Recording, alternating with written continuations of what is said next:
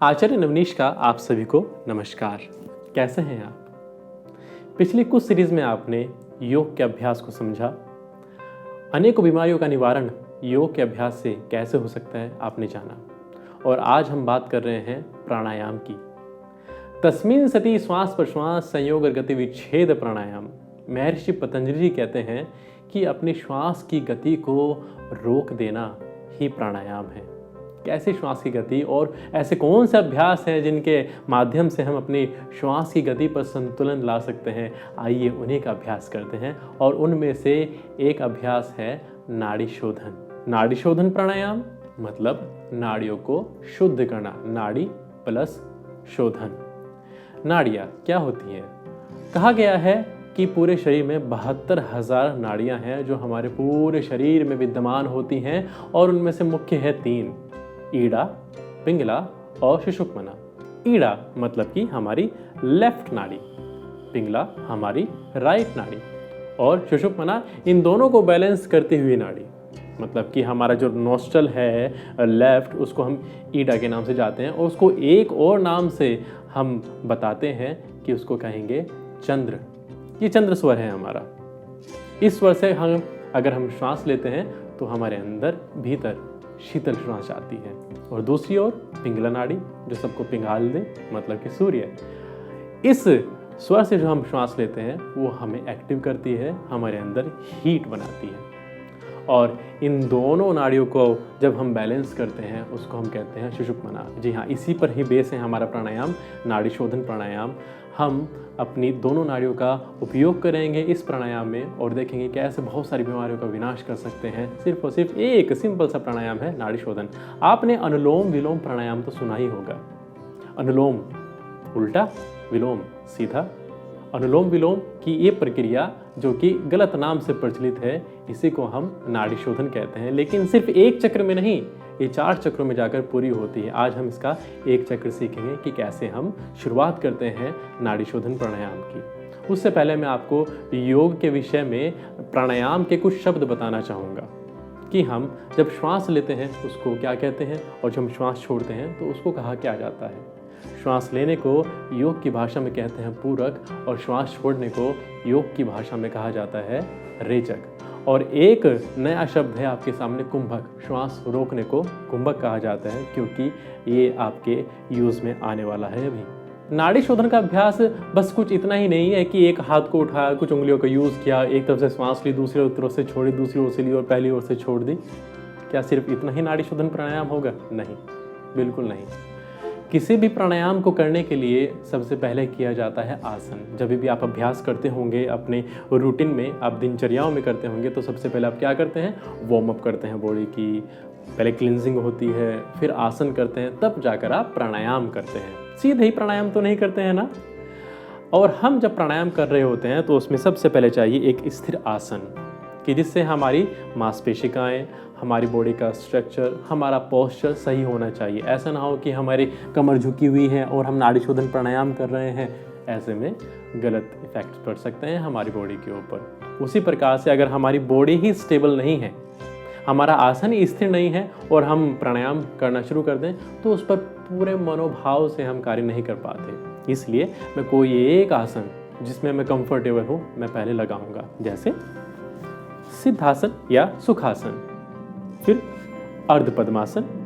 अगर बहुत अच्छी प्रैक्टिस है तो आप पद्मासन में आ जाइए। इन तीनों में से कोई भी एक आसन लगाएं। Spine should be straight. हमारी स्पाइन, मेरुदंडिका एकदम सीधी होनी चाहिए। तब हमने देखना है कि हमारे आसपास का वातावरण, मतलब कि वात बहुत तेज़ तो नहीं बह रही है। ऐसा तो नहीं है कि बहुत स्वच्छ वायु ना हो। प्रकाश पूरी तरीके से होना चाहिए, क्लींजिंग होनी चाहिए। हमारे वस्त्र जो हमने पहने हैं वो भी बड़े कंफर्टेबल हैं। तो उस प्रकार से हम आसपास का माहौल देखें और अब तैयार हो जाएं मानसिक रूप से प्राणायाम करने के लिए। पहले तो हमने अपने शरीर के अंदर से मानसिक तौर पर सब कुछ रिता देना है। रिता देना मतलब खाली होना चाहिए। गुरुवर बताते हैं कि अगर आप कोरी स्लेट पर लिखेंगे तो अच्छा लिखा जाएगा। इसीलिए हमने अपने माइंड से बहुत सारे जो थॉट्स चल रहे होते हैं उनको कंट्रोल में लाना है। और अगर बहुत सारे कंट्रोल रोकने के बाद भी कुछ ऐसे थॉट्स हैं जो नहीं रुक पा रहे हैं तो नाड़ी शोधन के माध्यम से रुक ही जाएंगे। आइए अब अभ्यास करते हैं। अभ्यास में अब हमने देखना है कि किस हाथ का हम यूज़ करेंगे। हमने चाहिए राइट हैंड का यूज़ और लेफ्ट हैंड हम ध्यान मुद्रा में लगाएंगे। क्यों हम राइट हैंड का यूज़ करते हैं, ठीक, और साथ के साथ हम किन किन उंगलियों का यूज़ करेंगे जो हमारी नासिका स्वर पर रखे जाएंगे उसको भी समझें। हमने यूज़ करना है रिंग फिंगर और उसके बाद हमने यूज़ करना है थंब का, और जो अलावा इसके फिंगर्स हैं उन्हें बैंड कर देना है। हमने थंब को ही क्यों लिया और हमने राइट हैंड को ही क्यों लिया, हमने रिंग फिंगर को ही क्यों लिया और हमने राइट हैंड को ही क्यों लिया? क्योंकि जब मैं नाड़ी शोधन प्राणायाम करूँगा तो मेरा थंब आपको समझना होगा कि हमारे पंच तत्व कौन कौन से हैं। जानते हैं आप? पृथ्वी, जल, वायु, अग्नि, आकाश। जैसे थंब अग्नि है, जैसे फर्स्ट फिंगर क्या है, वायु है, उसी प्रकार से सबसे ऊंची आकाश है और हमारी रिंग फिंगर पृथ्वी है और ये हमारा जल हो जाता है। जब मैं नाड़ी शोधन प्राणायाम कर रहा हूँ, अंगूठे का मैं यूज़ करूँगा। अंगूठे का प्रयोग मेरा रहेगा मेरे नासिका भाग के राइट स्वर में, और मैंने आपको पहले बताया था ना कि जो मेरा राइट स्वर होता है वह सूर्य का घोतक होता है, वह होता है पिंगला नाड़ी, और मेरा अंगूठा है अग्नि, तो अग्नि से अग्नि ही मिलनी चाहिए। कभी भी हम चंद्र से अग्नि का यूज़ नहीं करेंगे, मतलब कि लेफ्ट हैंड नहीं लेंगे। लेफ्ट हैंड में जब मैं अंगूठे का यूज़ कर रहा हूँ तो वो मेरी ईडा नाड़ी पर जा रहा है, मतलब कि लेफ्ट पर, और मैंने लेफ्ट बताया था ये चंद्र हो जाता है, और चंद्र और सूर्य का रिएक्शन होगा यहाँ पर, इसलिए हम लेफ्ट हैंड को तो रहने देते हैं ध्यान मुद्रा में और हम लेंगे राइट हैंड। राइट हैंड में मैंने यूज़ करना है थंब का, मैंने यूज़ करना है रिंग फिंगर का, और सभी उंगलियां बैंड हुई हैं। अब समझें कि हमने शरीर की सीधी स्थिति के साथ में थंब से राइट नोस्ट्रिल को लॉक करना है और लेफ्ट से गहरा श्वास लेना। जब गहरा श्वास में भर लूं तब मैंने रिंग फिंगर से लेफ्ट नोस्ट्रिल को लॉक करना है और राइट से एक्सहेल कर देना है। राइट से एक्सहेल हुआ, अभी राइट से ही इनहेल करना है और लेफ्ट से एक्सहेल कर देना है। एक बार लेफ्ट से श्वास लिया गया, राइट से छोड़ा गया और राइट से लेकर लेफ्ट से छोड़ा गया, इसको हम एक चक्र कहते हैं। और घिरंड संहिता में ऐसे ऐसे 16 चक्र बताए हैं कि एक समय में आपने करने चाहिए और पूरे दिन में आपको 5 पहर करना चाहिए। लेकिन आज का जो युग है और आधुनिक काल में हम 5 समय कैसे निकालें अपने प्राणायाम के लिए, कोशिश करें। निकल सकता है तो बहुत ही लाभकारी है, लेकिन सुबह शाम इसका हम प्रैक्टिस करेंगे। लेकिन कितने चक्र करेंगे? 16 बार करेंगे।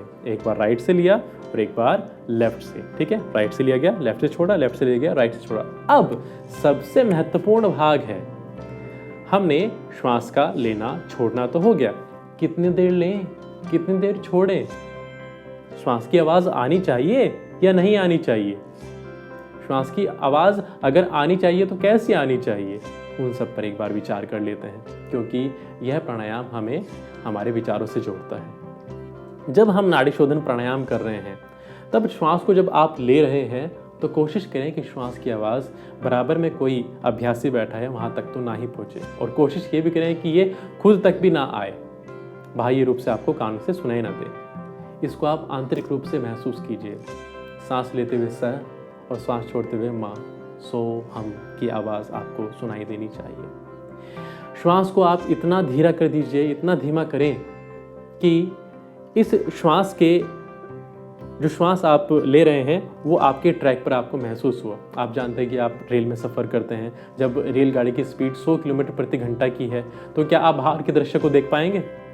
क्या आप बाग बगीचे के ऊपर लदे हुए फूलों को या फिर लदे हुए आपके फलों को देख पाएंगे? बिल्कुल भी नहीं। इसलिए जब हम उस ट्रेन की स्पीड कम करेंगे तो दृश्य आराम से देख पाएंगे। और जब हम श्वास की बात करते हैं, ऐसे ही जब हमने अपनी श्वासों को देखना है, उस पर मनन करना है, उसी के साथ में सहजता, उसी के साथ में अगर ध्यान करना है तो श्वास की स्पीड को कम करना होगा।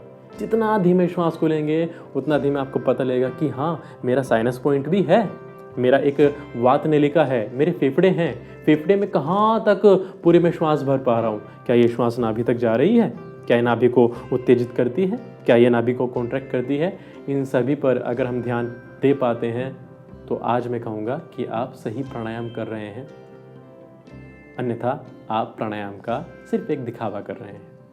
प्राणायाम के उचित लाभ अगर आपको उठाने हैं तो प्राणायाम के साथ में मनोयोग से आपको जुड़ना होगा। अब इसका पूर्ण रूप से अभ्यास देखें। लेफ्ट हैंड से ध्यान मुद्रा लगाई गई, राइट हैंड से हमने रिंग फिंगर और थंब का यूज़ किया, अदर फिंगर्स को हमने लॉक कर लिया है।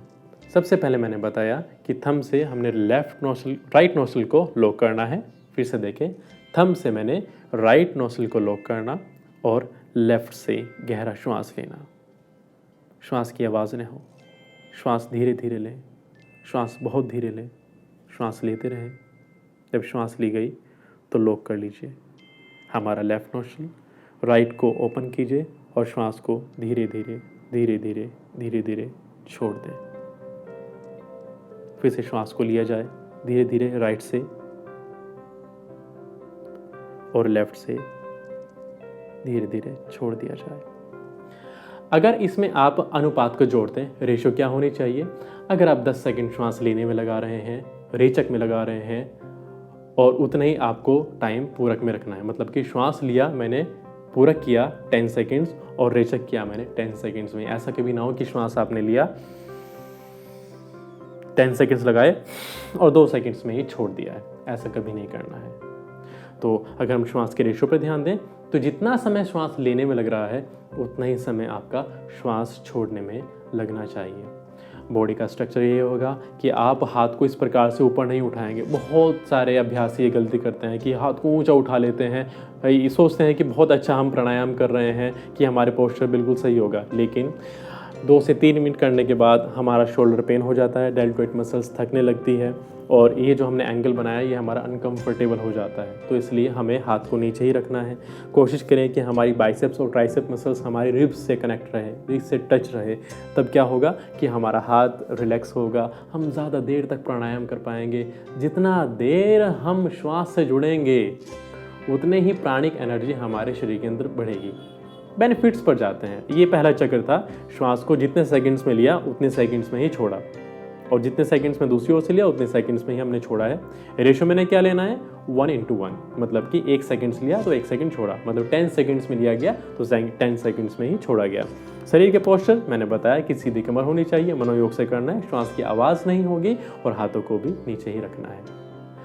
लाभ, नाड़ी शोधन, 72,000 नाड़ियाँ और उनके साथ जुड़ी अशुद्धि। हम खाना खाते हैं, हम वायु को पीते हैं, हम जल पीते हैं, हम अपनी दृष्टि से कुछ विचार लेते हैं, हम कानों से सुनते हैं, हम मुख से बोलते हैं और इन माध्यम से हमारे बहुत से टॉक्सिन्स, बहुत से विषाक्त तत्व और बहुत से नेगेटिव एनर्जी हमारे शरीर के अंदर व्याप्त हो जाती है। इन सभी नेगेटिव एनर्जी को, इन सभी विषाक्त तत्वों को शरीर के माध्यम से अगर हम निकालें तो उसका एक सबसे सरल माध्यम है श्वास।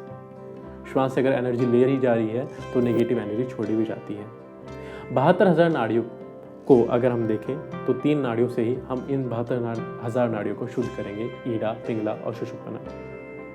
जब हम श्वास राइट से लेंगे और लेफ्ट से छोड़ेंगे और लेफ्ट से लेकर राइट से छोड़ेंगे तो हमारी 2 नाड़ियों के माध्यम से जुड़ी हज़ारों नाड़ियाँ शुद्ध हो जाएंगी। हमारी नाड़ी तंत्र स्ट्रांग होगा। हमारी सभी ग्लैंड्स, जिसमें कि हमारी पिट्यूटरी से लेकर हमारा नीचे ऑर्गन्स तक की जितनी भी ग्लैंड्स होती है, पिनियल ग्लैंड्स, वो सब कुछ हमारी एक्टिवेट हो जाएंगी। साथ के साथ हमारा ब्रेन सिस्टम एक्टिवेट हो जाएगा। और एक बहुत महत्वपूर्ण लाभ है कि हमारे ब्रेन में ऑक्सीजन की मात्रा का पूरा होना। और दूसरा सबसे अच्छा इसका लाभ है हमारे विचारों के अंदर संतुलन आना। कोई हड़बड़ाहट नहीं है, कोई झुंझुनाहट नहीं है, कोई क्रोध नहीं है, कोई काम नहीं है। तो इस प्रकार से हमारे ये इमोशंस को भी कंट्रोल करता है। देखा आपने कितने लाभ हैं कि हमारे लंग्स को डिटॉक्स करने का काम, हमारी नाड़ी, अगर हमारा साइनस पॉइंट कुछ गड़बड़ा रहा है तो वहाँ पर उसकी क्लींजिंग का काम, ट्रैक को पहचानने का काम, लंग्स में पूरी ऑक्सीजन देना, ब्रेन में पूरी ऑक्सीजन देना, हमारी ग्लैंड्स को स्टिमुलेट करना, ये सारे कार्य नाड़ी शोधन माध्यम से पूर्ण हो सकते हैं। तो आपने देखा पहला चक्र नाड़ी शोधन का क्या है। और अगले एपिसोड में हम जानेंगे कि नाड़ी शोधन के दूसरे चक्र को हम कैसे कर सकते हैं और उसके क्या क्या फायदे हो सकते हैं। अगला चक्र नाड़ी शोधन का मैं आपको तभी बताऊंगा जब आप इस चक्र का अभ्यास करेंगे। पहले चक्र के अभ्यास से ही हम अगले स्टेप पर पहुंच पाएंगे, अगली पीढ़ी तक पहुंच पाएंगे। तो अभ्यास कीजिए और हमारे साथ में जुड़े रहे। आगे आने वाली सीरीज़ में आप देखेंगे नाड़ी शोधन का दूसरा अभ्यास, दूसरा चक्र, दूसरा स्टेप। तब तक के लिए दीजिए इजाज़त। धन्यवाद।